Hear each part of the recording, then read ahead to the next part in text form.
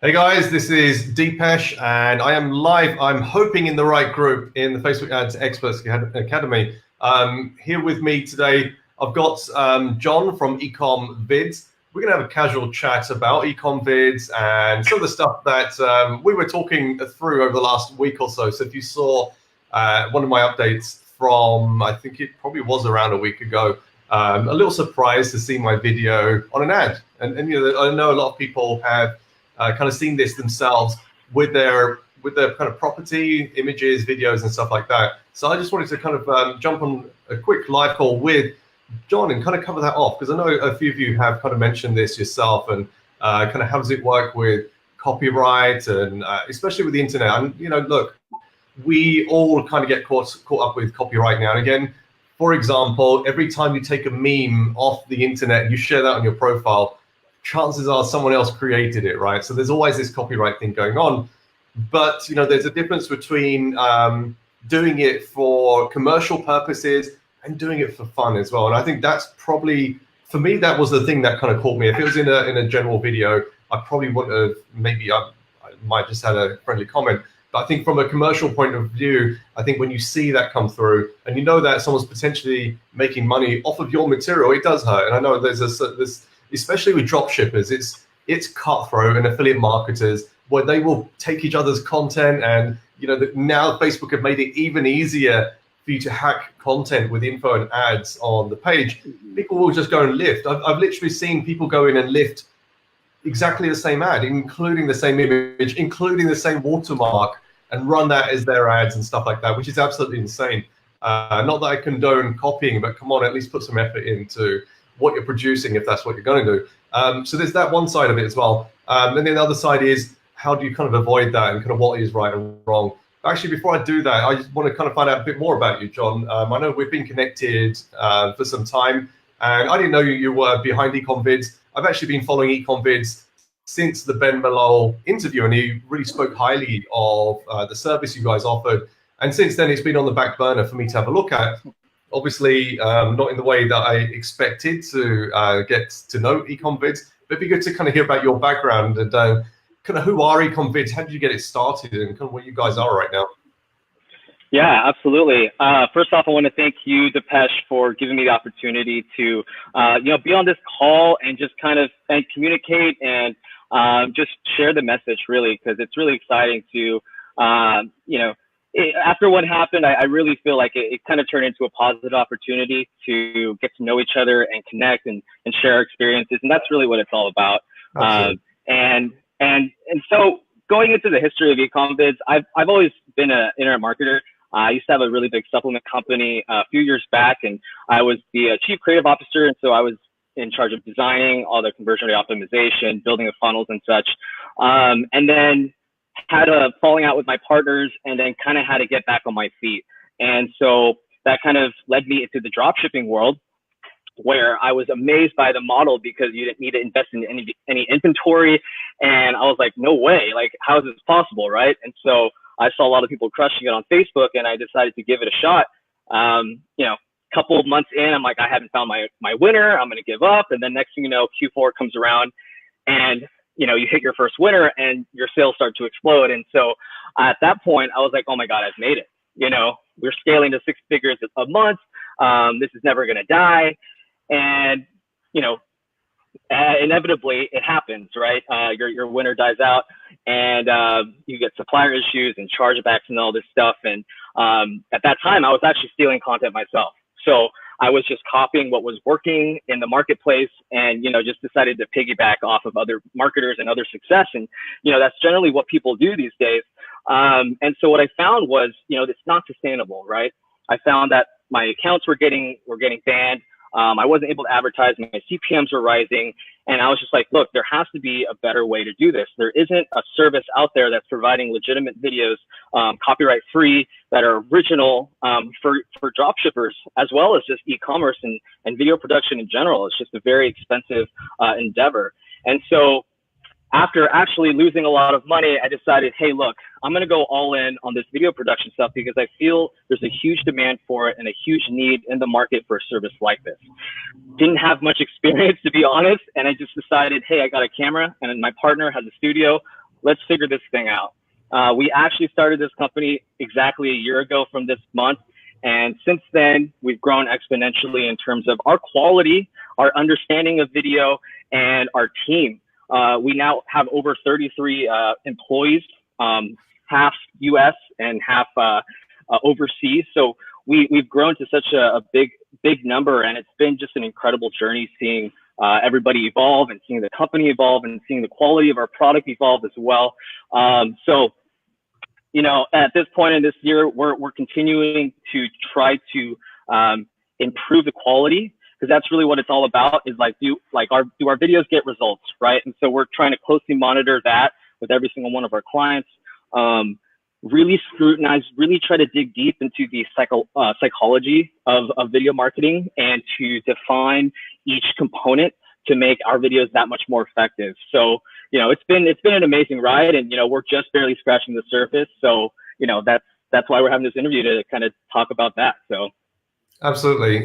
So guys, I know there's, I can see 17 people online. Comment from, I think this is James. I'm kind of looking at both Be Live and the live at the same time. So James, you're absolutely right.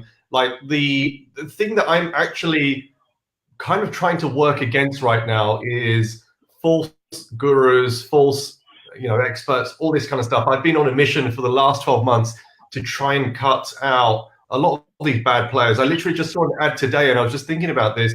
A guy said in the last 12 months, he's figured out how to take his business to 6 figures in e-com, and now he's teaching other people. Like, just think about that. He's learned in the last 12 months e-com, and he's learned to get a product to 6 figures, and now he's charging $1,000 to teach other people. This is insane. He's been doing it for 12 months. And this is the thing that really annoys me is, you know, a lot of people are getting burnt out there because they're using service providers or products of people that have barely scratched the surface of the knowledge they're learning. They've created success once, and now they're selling it for a premium, and they're selling fake dreams. And this is the thing that I'm personally on a kind of inner mission against, is to try and cut out those bad players and try and replace it with better quality. So, you know, your video was an example of lots of ads that I've seen where they will kind of just pull other people's things and try and kind of, so this is not just say this is kind of how your ad was, but they'll kind of lift their products up on the back of experts. Like, for example, there was someone in the UK called Martin Lewis, and there were some ads, financial ads being run against him. And it was almost suggesting like he was endorsing this product. Martin ended up suing Facebook for this and said, I do not endorse this. They're using my image illegally. And therefore, he kind of took them to court. Facebook settled out of court, and that was great for them. But, you know, this happens a lot. And I think that's the thing that kind of caught me on this particular ad, that, for example, my video was shown in there, regardless of who was talking, who was promoting. I was like, hang on a second, that looks a bit strange. And in fact, I didn't see it. Someone else that kind of shared it and said, oh, look, cool, you're in EcomVids video. And actually approached me and said, so you guys, I saw your endorsement. What's your experience of working with EcomVids? And I said, I've never worked with them. I don't know what you're talking about. And then I saw the video. So that's kind of just kind of my angle into coming to this. I know that you kind of tackled that in the post, but it's worth just kind of sharing kind of what happened from your point of view and kind of what you're doing to change that, and also kind of reflecting what your values are as well. Yeah, 100%, man. You know, that we really started this company with the premise and the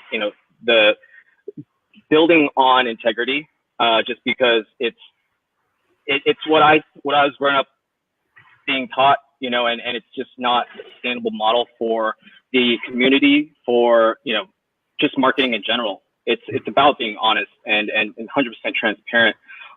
So when we created that ad, it was essentially, our focus was on Ben Malol, and it didn't even cross our mind that would affect you in the video. And we were just focused on what Ben Malol was saying, that we completely overlooked your presence in the video. And so when we saw your post on it, I freaked out, because, you know, I didn't expect that to turn into something that, you know, I guess expect that type of reaction from you. And so immediately, you know, we removed the ad. We had a meeting with the team. We implemented an SOP, a procedure. Basically, any new creative, any type of authority or any type of person without permission, we absolutely must get their permission granted before putting any content out, and we've got to let them know whether it's paid or if it's just purely for content. And so we're taking that very seriously. And you know, it was just a big lesson for us as a company, you know, using other people's faces. And typically we haven't run into very many issues about that, but this is the first case. And so, you know, as you know, moving forward, obviously that wouldn't ever happen again. But you know, in terms of what happened, I'm gonna have to say sorry one more time, just because, you know, I feel 100% responsible for that. And we weren't trying to put out a bad message. We weren't trying to use your authority as a way to leverage our appearance. It just so happened that it looked that way. But we're really, I'm friends with Ben Malol, so I used his reference to us as an opportunity for social proof. But yeah, regardless, it still wasn't right. And so that's why we've implemented these procedures to avoid it in the future.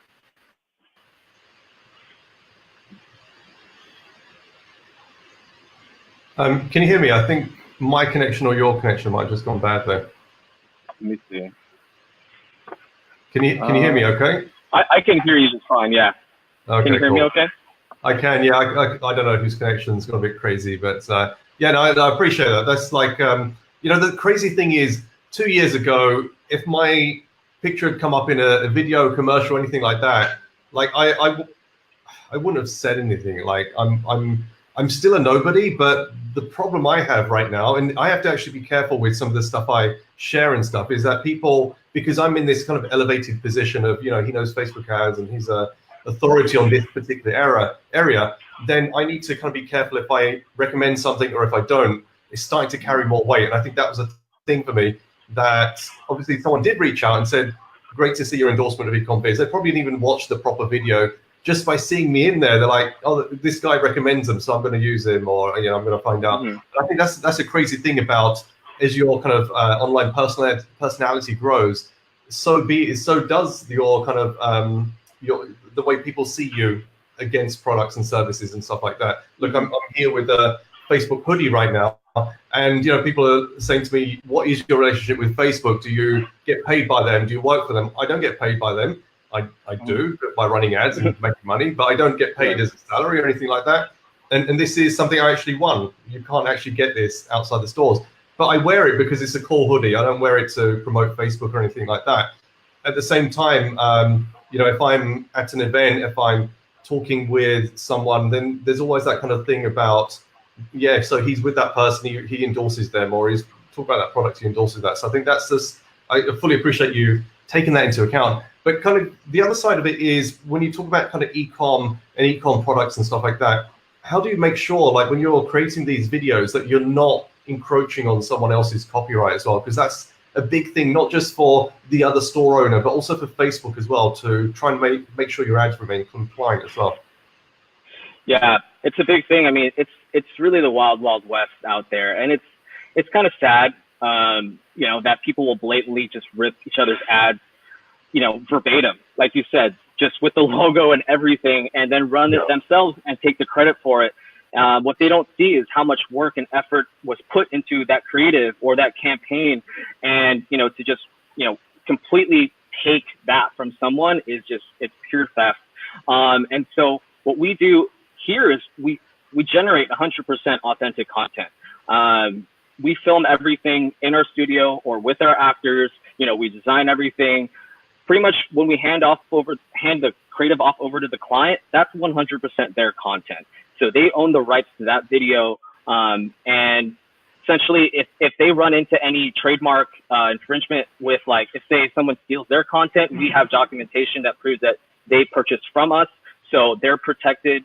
And, you know, it unfortunately, it's inevitable, especially if you're drop shipping. If you don't have a branded product, you know, anyone does have free will to do it, unfortunately, but they will get caught. And, you know, I believe the universe will eventually take care of that.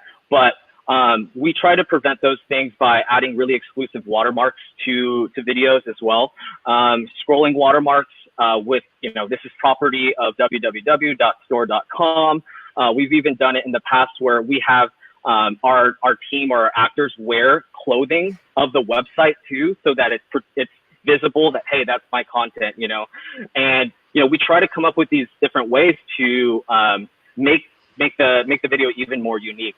But some people, they don't choose to go that way, and then you're also taking that risk. But as much as we want to control that and protect it, we're doing the best we can. But at the end of the day, someone from a different country who doesn't really have any morals is going to rip that video. Absolutely. So do you work with just drop shippers, or do you do print on demand and kind of branded stores? Who's your kind of clientele? So we work with a lot of drop shippers, absolutely. We work with a lot of private label brands as well, who are advertising on Facebook and Instagram. We also work with a lot of Amazon sellers. So we produce Amazon EBC content. So it's a different style. It's more professional, a lot more informative, not super selly like you would get on Facebook. And we also do print on demand. We do clothing. We've done apps. We've done services. Pretty much any type of creative content we can do. But our primary focus is definitely e-commerce, drop shipping, private label, and Amazon. And do people send the products straight to you, or how does it work? Yeah, it's like the most easy process ever. So, you pick a video ad on our website, right? We have product reviews, we have viral video ads, we have professional commercials, and basically we have a list of add-ons. So if you wanted to get like testimonials in there, you wanted to get lifestyle photos or HD product photos, we have all these different add-ons. And then you have this questionnaire you fill out. You pretty much tell us what you want in your video, the benefits and features, any actor preferences. Send us the product, and then we have writers who essentially come up with the script ahead of time, and then we schedule it in, we shoot it, we cast the actors, and then we send it off to our editors, and then your video comes out in about 15 business days. So it's a pretty streamlined process. We have a ton of different sets and a bunch of just our studios optimized purely for this, so it's pretty cool. Absolutely. You're right to take some questions from people that are online? Absolutely. Cool. So we've got about 20 people online. So guys, if you've got any questions for Jon whilst he's here, I know. Actually, it'd be good to know how many of the people listening are our actual customers right now, and other people that are kind of interested. I've been someone interested, so I'm spending more time with my kind of dropship stores and trying to kind of create different angles. Like that's often the biggest thing about standing out in the newsfeed. What have you found kind of in particular works for the stuff that you've been working with?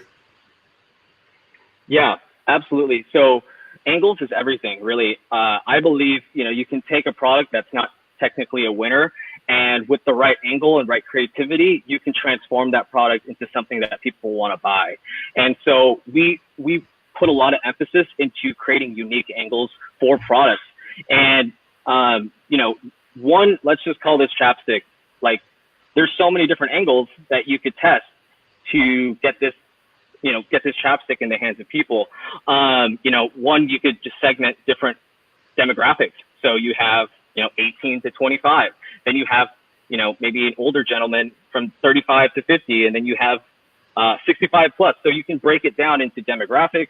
You can also break it down into like, the style. So if you want it to be humorous, we could add like a couple scenes in there with maybe someone being silly about it. You can make it kind of sexy. You can make it like super hip. So there's a theme that you can use as an angle as well. Editing style, a different angle as well. You can make this product look super, super cool. Like we call it product sizzle, and like put it in some cool lights and spin it. And yeah, that's what we do here. So a lot of people, when they have, I tell people when they have one creative, a lot of people will be running one video for their entire campaign. And then when it dies out because of ad fatigue, they're like, oh, I got to move on to my next product. That's so not the case. Like that product, if it's working, it will work indefinitely as long as you're continuously putting out new creative content that people haven't seen and content that other types of people, it applies to them. So you're, creating new angles. So you could provide an opportunity for a completely different market to use your product. And so I think in the past we've had some really well-performing products for our clients, and I think we've generated like 10 to 20 different angles for a single product. So the sky is literally the limit. It's a matter of how much creativity do you want to put into marketing your product. A lot of people will just stop because it's not working anymore and they'll move on. But I like to think of it, hey, if this is working, like put more time, invest more time into it. Create a separate funnel for it. Get different angles, different creatives, and scale that thing all year. It shouldn't just be like a 3-month thing. Scale it all year. So that's what we do here, is help dropshippers and brands continue selling their winning items. Absolutely. So that actually resonates with what I teach, which is your creative is more likely to fail faster than your audience. So with most audiences, 500,000, million plus minimum, then you're going to fatigue the creative faster. So there's two sides of creative. One is you've tested stuff, it's not working. Doesn't mean the creative itself is bad. It doesn't mean the product is bad. Like, this is the thing that I see a lot with kind of people starting off with ecom, is they'll try some creative and then put it down to the product not working. Or they'll put a product up and just say the creative is not working and try loads and loads of different creatives. It's really hard to know whether it is actually the product or if it is actually the creative. But when you do start to find traction and you've got good sales coming in, 9 times out of 10, if it starts to fail, it's your creative. You probably hit people too many times. You can actually look at the saturation of your creatives as well. That's another part of kind of understanding how your ads are working. But yeah, absolutely keep refreshing it. Try new angles. Even within a given audience, you can find different ways of communicating the same product. That's just going to find a different pocket of people there as well. Ray says he's used Jon's service. Question from Ross: how do you go about scripting your videos? So we have 2 in-house scriptwriters who are extremely talented. They come from like a screenplay background, and so they've taken their skills and helped refine our process in the shot list process. So we have a really, really in-depth shot list that basically includes all the customer details. And then we do a creative brainstorm, basically listing out all the different like benefits and features. What wow factors does this product have? What are the pain points? What are the super factors? So we try to like disassemble the product and understand it in a 360-degree way. So like we can hit it from all different angles. And then what we do from there is we have essentially like templates that we know works very well for certain types of videos. And our scriptwriters will, they'll punch in the scenes. So like, okay, here's the hook. Is it going to be a pain point? Is it going to be a wow factor? Is it going to be a one-liner testimonial? Is it going to be, is it going to show the product? Is it going to be product sizzle? Is it going to like showcase in a cool way to get that 3-second attention? And then we're going to, put in demonstration after demonstration, throw a testimonial in there, maybe an animation, and then a CTA. So we're trying to be scientists about this and continually refine the structure or the template. But that seems to be working really well for us. And we're trying to narrow it down even in certain types of niches too. So health and beauty, kitchen, gadgets, car. So there's something that works for each. And so we're trying to define that as a company and be able to reproduce the same results every single time. So shot list writers, they're freaking amazing. We couldn't do this business without them, but we try to integrate all heads into a meeting and then try to pump out as much creativity as possible. So they help document that process too. Absolutely. Are you still running ecom or are you all in on videos? Only on video right now. My main focus is really trying to deliver the best quality service. Cool. And what's coming up in terms of your kind of 12-month roadmap? Anything that stands out? So for this year, we really want to systemize our service even more. We want to produce faster results with better quality. Of course, I like to think of us as almost like a video manufacturer. Think of like Amazon fulfillment, like FBA. I want to become the Amazon FBA of video, where it's like Prime, you get it in 3 days. Let's be realistic, not 3 days, but let's say like a week. Everything is very streamlined, and then implement some technology into our daily process and really help the end user have a better experience and have more control over the video that they order from us. So basically taking all the information that we know and creating a really streamlined app where, you know, they could pick the hooks, they could pick the demonstrations, they could pick the locations, they could pick the music, all this stuff. But then we would shoot it, you know, kind of like build your own video type thing. And then, you know, everything that would be an option to them would be within our wheelhouse.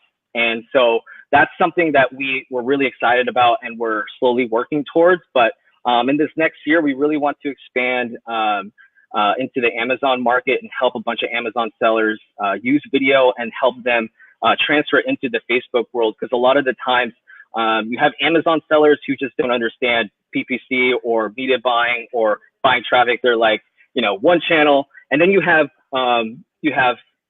brands who are selling on Facebook that aren't on Amazon. So we're trying to bridge that gap with media, with content. So we've done a lot in the past 3 months, but we're continually trying to grow that aspect. Awesome, that sounds good, man. And if people want to give you guys a try, do you have any kind of starter package or trial or anything special for the group? Yeah, definitely. What we can do is I'll give you guys a coupon code for $50 off. I'll let you know what that is. I'll post it in the group and then give you guys a special link so you guys can test this out. Awesome. And where do people follow you and follow the biz? So you can add me on Facebook. You can find me at Jonathan Reyes. Instagram handle is Jon_vids, and then obviously EcomVids.com. Awesome. It was great to chat to you. And, you know, I have to say, despite what's happened, the post that you put out and the humbleness and actually the way you kind of just admitted to it, just didn't kind of try and, you know, brush it under the carpet. You actually approached it way beyond what you needed to, but actually you inspired so many people. And what was interesting is the post itself had so many more comments of support for you and your approach and stuff. So, you know, hats off for that. And yeah, it's been great chatting with you, and hopefully we'll get to try your product out soon as well. Absolutely. And last thing I want to mention, man, is what you said earlier about putting out truth and positivity and just honesty. And there's a ton of gurus out there who are just lying and basically giving false hope to a bunch of you know, newbies and people who are just starting out, and they're taking these risks without proper education, and they're following the wrong people. And I completely stand behind that. And I know how far that can get you when you're being an honest, good person. And I understand the value and the connections that you make by being a good person and being a good leader to your team. And, you know, and I want to put that into the world as well. And I know you do too. And so I think that's where we see eye to eye. And, you know, honestly, like, it was a lesson for me, but, you know, I take it as a really awesome opportunity. Now I'm able to get in touch with you and learn from you and hopefully potentially work together. So thank you so much for the opportunity. Cool. Great way to end the talk. Appreciate it, John. Have a great day. And thanks everyone for joining. Depesh. Cheers, guys.